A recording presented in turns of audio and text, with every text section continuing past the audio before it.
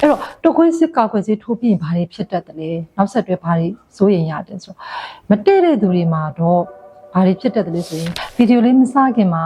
ခရစ်စတာတို့ရဲ့ဒီတင်ဆက်ပေးနေတဲ့ကျမရေးဆိုင်ရာအချက်လက်တွေကိုသဘောကျတယ်နှစ်သက်တယ်အများပြည်သူတွေအကျိုးရှိတယ်ဆိုလို့ရှိရင်ခရစ်စတာတို့ရဲ့ Facebook channel လေးကို support လုပ်တဲ့အနေနဲ့ဒီ Facebook မှာရော TikTok နဲ့ YouTube မှာပါ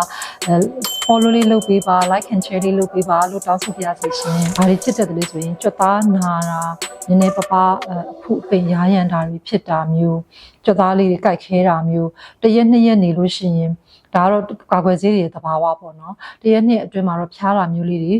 ဖြစ်တတ်ပါတယ်ကိုနည်းနည်းလေးငွေ့ငွေလေးပူတာမျိုးလေးတွေဖြစ်တတ်ပါဒါပေမဲ့ဒါဆိုရင်စရာမဟုတ်ဘူးတရက်နှစ်ရက်နေပြီးရင် even ကလေးတွေမှာတော့မှသူ့ဘာသာသူပျောက်သွားတတ်ပါတယ်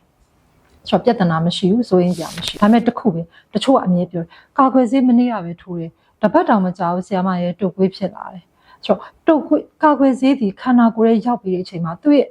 အစွမ်းကိုပြဖို့အတွက်ဒီအနည်းဆုံး2ပတ်အချိန်ပေးရပါတယ်ဒါတော့မှဒါလူတစ်ယောက်နဲ့တစ်ယောက်ကိုခံအားချက်ပေါ်မှာမူတည်တယ်နောက်ပြီးလို့ရှိရင်ငကိုရှိရင်ဆွဲယောဂတွေပေါ်မှာမူတည်တယ်ပေါ့နော်ရေဘူးရအပြင်ခြုံပြောမယ်ဆိုရင်ကာကွယ်ဆေးရဲ့အချိန်ဒီ2ပတ်နေမှာပြမယ်အဲ့တော့အဲ့သူအချိန်မပြခင်ဆက်ကြားမှာကိုကတနေရရာနေစောစောပြောသလိုကိုစီကိုခန္ဓာကိုယ်ရဲ့ကိုဒီတုပ်ကွေးယောဂပိုး flu virus ဝင်လာပြီဆိုလို့ရှိရင်ဒါဖြစ်မှာပဲပေါ့နော် flu infection ဖြစ်မှာပဲပေါ့တုပ်ကွေးဖြစ်မှာပဲဒါပေမဲ့စောစောပြောသလိုကာကွယ်ဆေးထိုးထားတဲ့အတွက်ကြောင့်မို့လို့သူ့ရဲ့ infection သူ့ရဲ့ဒီ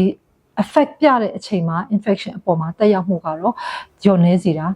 infection ရဲ့ဆိုးကျိုးလျော့နေစေတာဒီတုပ်ကွေးကာကွယ်ဆေးထိုးလိုက်မယ်ဆိုလို့ရှိရင်တော့ခန္ဓာကိုယ်ရဲ့ကိုတုပ်ကွေးယောဂပိုးဝင်ရောက်လာရင်တောင်မှပဲယောဂပိုးရဲ့ effect ကိုသူကတက်ရောက်မှုအနည်းဆုံးဖြစ်အောင်ရှော့ချပေးတာဖြစ်တဲ့အတွက်ကြောင့်မို့လို့ဒီဗီဒီယိုလေးကိုနေကုန်းချုပ်ရမယ်ဆိုလို့ရှိရင်စောစောပြောထားသလိုပဲ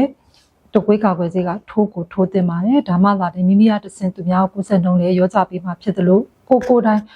virus ပိုးကိုခန္ဓာကိုယ်ရဲ့ဝင်လာခဲ့ရင်တောင်မှပဲကိုယ်မှာခံစားရတဲ့လက္ခဏာတွေကိုအနည်းဆုံးဖြစ်အောင်ကာကွယ်ဆေးကလုပ်ပေးမှဖြစ်တဲ့အတွက်ကြောင့်ထိုးသင့်ပါတယ်လို့ပဲခရစ်စတယ်အကြံပေးပါရစေအားလုံးကျေးဇူးတင်ပါတယ်ရှင်